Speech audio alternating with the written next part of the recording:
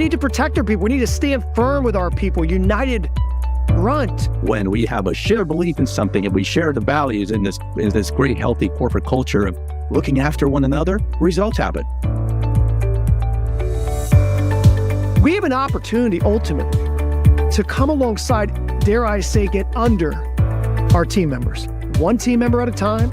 And there's times collectively where we have an opportunity to do so, to actually lift them up and elevate them above who we are and what we do. Those leaders focus their attention away from themselves and put the spotlight on their followers by growing and developing and empowering them. Something deep on the inside is occurring, and guess what happens?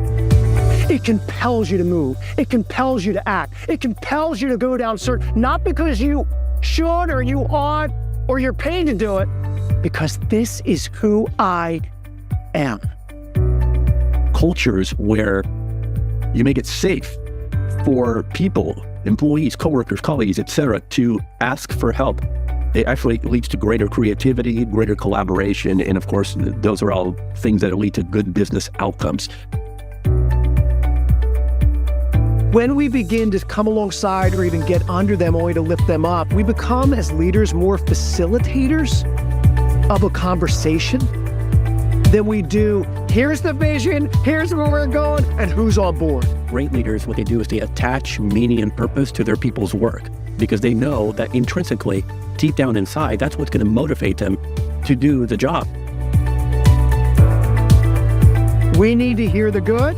We need to hear the bad and the ugly. Feedback is absolutely invaluable so we can make the necessary changes, enhancements, tweaks, call it whatever you want, to be the best version of ourselves because our team members are waiting. The business world has wrongly assumed love to be an emotion rather than a behavior or an action that actually leads to result in good outcomes.